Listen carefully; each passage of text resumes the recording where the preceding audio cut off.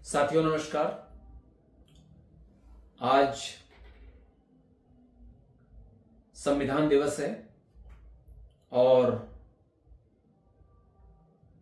हम सभी को पता है कि 26 नवंबर 1949 को हमारी संविधान सभा ने संविधान का मसौदा बनाकर तैयार किया था। डॉक्टर अंबेडकर ने कहा था, जो कि संविधान सभा के जनक थे और ड्राफ्टिंग कमेटी के चेयरपर्सन थे, उनका कहना था कि constitution is not a mayor lawyers document, it is a vehicle of life and it's spirit is always the spirit of face. अर्थात संविधान केवल वकीलों का दस्तावेज नहीं है, बल्कि यह जीवन जीने का एक माध्यम है। हम सभी को पता है कि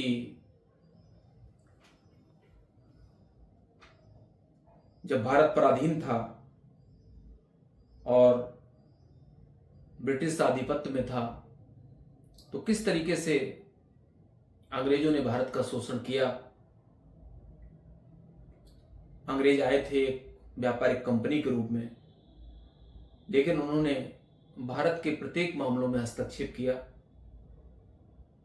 तो आज के इस अवसर पर, जब हमारे संविधान को लागू हुए 76 वर्ष का एक लंबा काल व्यतीत हो चुका है, तो अपने उस इतिहास को याद करते हुए और उससे प्रेरणा लेते हुए, जो ब्रिटिश राज के विरुद्ध अनेकों नागरिक विद्रोह हुए, जिनमें सन्यासी विद्रोह था 1763 में, चुआर विद्रोह था, कोल विद्रोह था, सतारा विद्रोह, गडकरी विद्रोह, संथाल विद्रोह, रंपा विद्रोह, बिरसा मुंडा विद्रोह और भारत के स्वाधीनता के लिए लड़ा जाने वाला प्रथम संघर्ष 1857 की क्रांति। इन सब विद्रोहों के उपरांत फिर जब अंग्रेजी सरकार का दमन भारतीयों पर चालू हुआ, दमनकारी नीतियां उनकी चालू हुई, उसके उपरांत विद्रोह और भी रूप लेता गया। चंपारण का आंदोलन हुआ, खेड़ा का आंदोलन हुआ गांधी जी के नेतृत्व में, क्योंकि जब गांधी जी साउथ अफ्रीका से लौटकर आए तो उन्होंने भारत के स्वाधीनता संग्राम की बागडोर अपने हाथ में संभाली। उन्होंने असहयोग आंदोलन चालू किया और उस असहयोग आंदोलन के दौरान जब चौरी चौरा का हत्याकांड हुआ तो उस आंदोलन को स्थगित किया। उसके उपरांत सविनय का आंदोलन चला और अंततः भारत छोड़ो आंदोलन, और उसके उपरांत देश की आज़ादी प्राप्त हुई। हम सभी को पता है कि भारत का संविधान जो 26 नवंबर 1949 को बनकर तैयार हुआ और 26 जनवरी 1950 को लागू हुआ, परंतु उसका इतिहास 1773 के रेगुलेटिंग एक्ट से लेकर और भारतीय स्वाधीनता अधिनियम जो है 1947 का, उस काल में जितनी भी घटनाएं घटित हुई हैं, उन सबको संजोए हुए है। जो वारेन हेस्टिंग को बंगाल का प्रथम गवर्नर जनरल बनाया गया था, और लास्ट में लॉर्ड माउंटबेटन, जिनके पीरियड में देश को आज़ादी मिली और स्वाधीनता के बाद प्रथम वायसराय बने, उन सब चीज़ों का अगर मिला जुला हम प्रभाव देखें तो हम पाते हैं कि जो आज़ादी हमको प्राप्त हुई है, उस आज़ादी को मिलने के बाद आज भारत के इतिहास पर बहुत ज़्यादा गौर नहीं करते हैं, स्वाधीनता संग्राम की लड़ाई पर बहुत ज़्यादा या आंदोलनों पर बहुत ज़्यादा विचार नहीं करते हैं। लेकिन हमको पता है कि जो हमारा मसौदा है, एक कानून है। संविधान क्या है? संविधान एक दस्तावेज है। संविधान क्या है? संविधान एक ऐसी विहित प्रक्रिया है, लिखित प्रक्रिया है, जिसके तहत कोई भी देश अपनी शासन व्यवस्था को संचालित करता है। हमें याद है कि 1927 में जब साइमन कमीशन का गठन हुआ तो भारतीयों ने इसका विरोध किया और उस समय ब्रिटेन के secretary of state Lord Birkenhead ने यह कहा कि यदि भारतीय एक ऐसे संविधान की रचना करें जो भारत के हर दिल को स्वीकार हो, हर समूह को स्वीकार हो, हर व्यक्ति को स्वीकार हो, तो ब्रिटेन भारत को आजाद कर देगा। और इसी क्रम में कांग्रेस ने 28 फरवरी 1928 को पंडित मोतीलाल नेहरू की अध्यक्षता में एक 9 सदस्यीय समिति जो बनाई थी, जिसे नेहरू समिति के नाम से जाना गया। इस समिति की रिपोर्ट पर दिसंबर 1928 में कोलकाता में सर्वदलीय सम्मेलन होता है, जिसमें गंभीर आपत्तियां उठाई जाती हैं और यह रिपोर्ट विफल हो जाती है। कांग्रेस ने 31 दिसंबर 1929 में लाहौर में अधिवेशन किया, जिसे पूर्ण स्वराज का प्रस्ताव पारित किया गया और लाहौर की जो रावी नदी थी उसके तट पर अर्धरात्रि को ही भारतीय स्वतंत्रता प्रतीक का तिरंगा फहराया गया, जिसमें कहा गया कि आगामी गोलमेज सम्मेलन का हम बहिष्कार करेंगे और 26 जनवरी 1930 के दिन को प्रथम स्वतंत्रता दिवस के रूप में मनाएंगे। हुआ भी ऐसा ही। यह घटनाक्रम चलता रहा और अंततः भारत सरकार अधिनियम 1935 बना।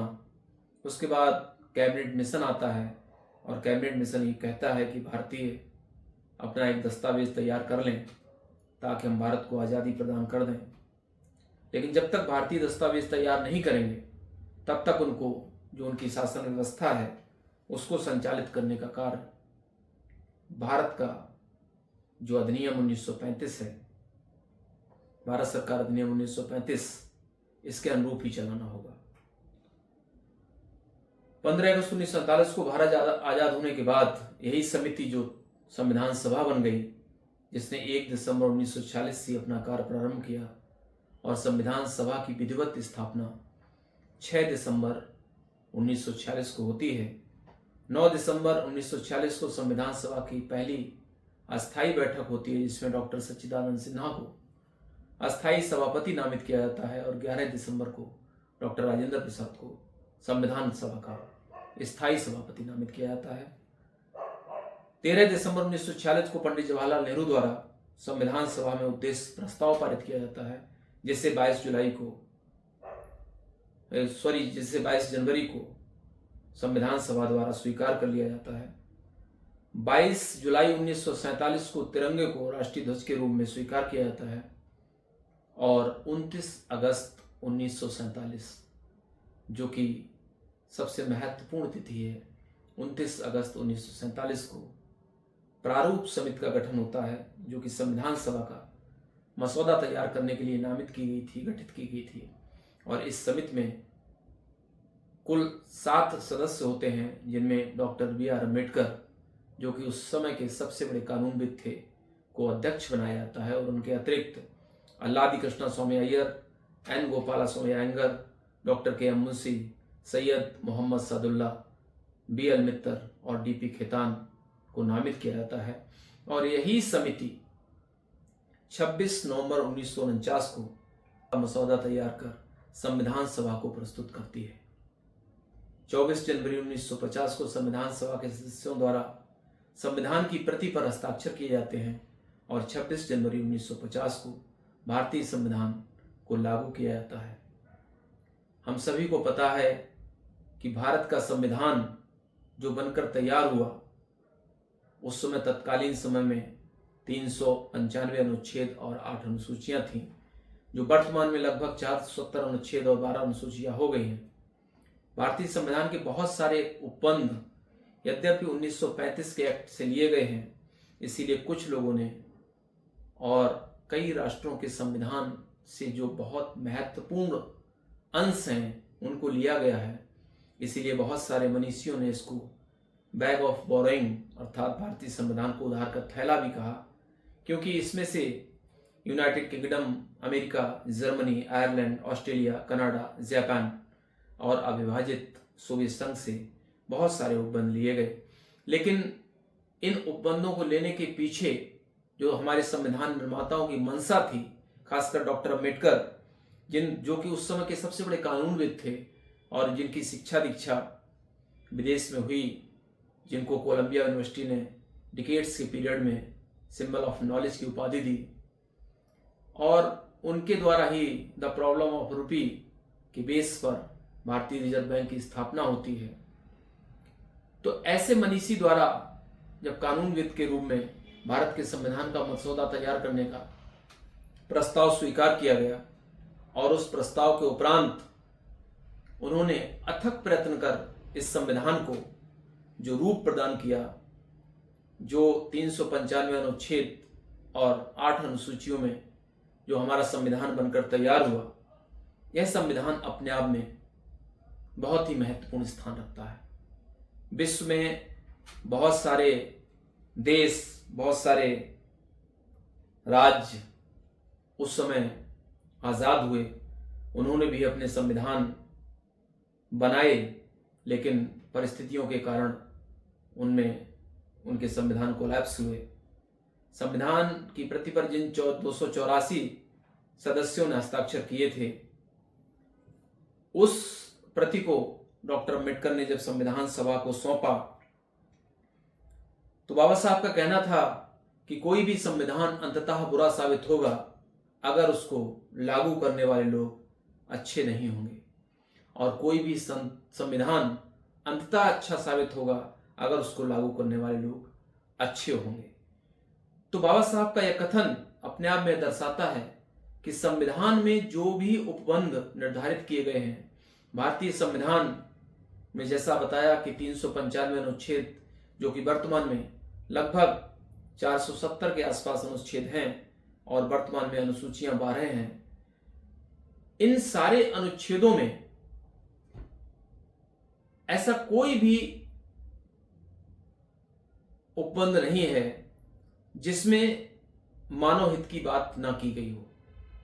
अगर हम जो पार्ट 22 हैं, कॉन्स्टिट्यूशन के 22 पार्ट हैं, जो 22 खंडों में हमारा संविधान लिखा गया है, उसमें जो भाग 3 है, फंडामेंटल राइट्स, व्यक्ति के मौलिक अधिकार, व्यक्ति के मौलिक अधिकारों का जिस तरीके से चित्रण, सजीव चित्रण भारतीय संविधान में किया गया है, और हम देखते हैं कि 76 वर्ष पूर्ण होने के उपरांत भी हमारे भारत की संघात्मक और एकात्मक व्यवस्था में जो समन्वय स्थापित हुआ है, एक और जहां पाकिस्तान, बांग्लादेश, नेपाल, श्रीलंका जैसे तमाम देशों की लोकतंत्रात्मक व्यवस्थाएं ध्वस्त हुई, उनके संविधानों में परिवर्तन हुआ, लेकिन भारत में जो एकात्मकता का स्वरूप है, संकट के दौरान जो हमारी संघात्मक व्यवस्था है, वो किस तरीके से एकात्मक व्यवस्था में परिलक्षित हो जाती है, किस तरह से भारतीय संविधान में शक्ति विभाजन का सिद्धांत प्रतिपादित किया गया है, जिसके तहत विधायिका, कार्यपालिका और न्यायपालिका अपने अपने क्षेत्रों में अपनी निर्धारित सीमाओं के तहत कार्य करते हैं। उन सीमाओं के तहत कार्य करने से कहीं किसी के साथ ओवरलैपिंग जैसी बात नहीं होती है। जहां कानून की उचित प्रक्रिया इंग्लैंड में अपनाई गई, ड्यू प्रोसेस ऑफ लॉ, चूंकि इंग्लैंड से हम प्रभावित थे, इंग्लैंड की संसदीय व्यवस्था, जिसको विश्व की सर्वश्रेष्ठ संसदीय व्यवस्था का खिताब दिया गया है, कहते हैं कि संसदात्मक शासन व्यवस्था ब्रिटेन की और अध्यक्षात्मक शासन व्यवस्था अमेरिका की, इन दो व्यवस्थाओं के बीच जो मिली जुली व्यवस्था है वो भारत की व्यवस्था है। भारत में संसदात्मक व्यवस्था भी है और एक तरीके से संघीय व्यवस्था भी है। दोनों व्यवस्थाओं को जिस तरीके से समन्वयात्मक रूप से बाबा साहब डॉक्टर अम्बेडकर ने यहाँ पर लिपिबद्ध किया है, उसकी मिसाल अन्यत्र कहीं विश्व के किसी भी पटल पर नहीं मिलती है। जो भारतीय संविधान में बाबा साहब ने प्रोसीजर एस्टेब्लिश्ड बाय लॉ, यानी कि कानून द्वारा स्थापित प्रक्रिया का उल्लेख किया है, इसके तहत हम देखते हैं चेक एंड बैलेंस का जो कॉन्सेप्ट है वो भारतीय संविधान में बिल्कुल सही तरीके से परिलक्षित होता है। हम इस चीज से पूर्णतः इत्तेफाक रखते हैं कि संविधान है तो हम हैं और हम है तो राष्ट्र है।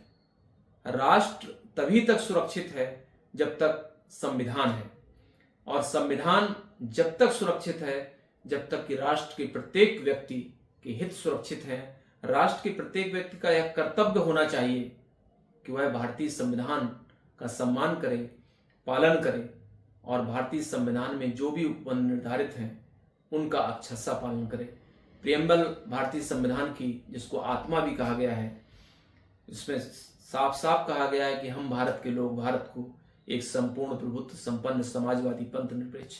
अगर इसके एक एक शब्द पर गौर किया जाए तो हम देखते हैं कि भारत का जो संविधान है वो अपने आप में अनूठा है। जब यहाँ पर आपातकाल का दौर था उस समय भी भारतवासियों के हित सुरक्षित रहे। ऐसा नहीं कह सकते हैं कि आपातकाल के दौरान भारतवासियों के हित असुरक्षित हो गए थे। उस समय भी सुरक्षा की भावना पूरी तरह से थी। तो भारत का संविधान ही है जिसके तहत हम आज अपना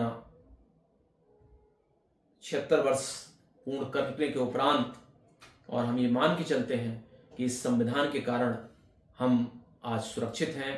मैंने आज यहाँ पर कई संविधानों को देखा, संविधानों को इन द सेंस कई राइटर्स द्वारा जो लिखा गया है, जैसे भारत का संविधान डॉक्टर जयनारायण पांडे की ये किताब है।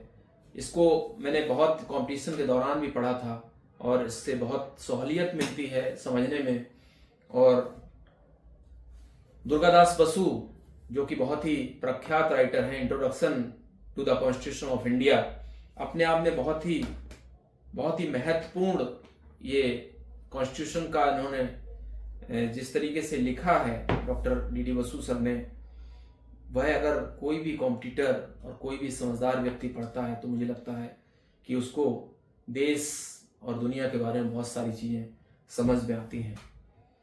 सम्यक प्रकाशन द्वारा लिखित the constitution of India, Bharat का संविधान, अगर इसको हम उठा के देखें तो अपने आप में जिस तरीके से उन्होंने इसकी व्याख्या की है, लिखा है, बाबा साहब का सजीव चित्रण भी किया है। और मुझे लगता है कि मैंने इस किताब को, इस ग्रंथ को, इस संविधान को पूरी तरीके से सही से जहाँ तक समझा है, पढ़ा है, तो इन्होंने एक एक आर्टिकल का बहुत सही तरीके से यहाँ पर उल्लेख किया है। हमारे पास बैरेक्ट भी है कॉन्स्टिट्यूशन का, जिसके तहत बैरेक्ट को चूंकि नए लोगों को पढ़ने में थोड़ा सा समझ में कम आता है, तो उनको चाहिए कि भारत की संसदीय व्यवस्था और सुभाष कश्यप सर की है।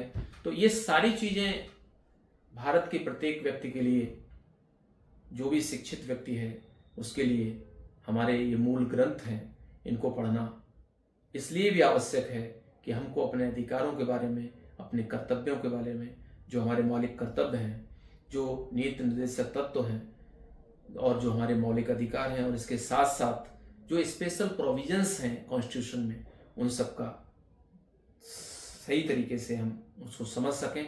तो आज के इस अवसर पर मैं राष्ट्र के समस्त नागरिकों को बहुत बहुत बधाई देता हूँ, बहुत बहुत सभी का आभार व्यक्त करता हूँ कि आज हम सभी ने अपने भारतीय संविधान को सम्मानपूर्वक तरीके से 76 साल तक अपनाया है और सतत हम इस संविधान में लिखे उपबंधों के अधीन अपने अपने नैतिक कर्तव्यों का पालन करते रहेंगे। और देश हमारा जो भारत है वह राष्ट्र के रूप में जो राष्ट्रीयता की भावना है, राष्ट्र और देश में बहुत ही मौलिक अंतर होता है। देश तो पराधीन हो सकता है, राज्य स्वतंत्र हो सकता है, लेकिन राष्ट्र वही है जहाँ पर कोई भी जातिवाद, भेदभाव, सीमा भाव कुछ भी नहीं है। राष्ट्र का प्रत्येक नागरिक, उसके हित सुरक्षित और संरक्षित रहते हैं। तो आज के संविधान दिवस के अवसर पर सभी को बहुत बहुत साधुवाद, सभी के लिए बहुत बहुत मंगल कामनाएं, बहुत बहुत धन्यवाद।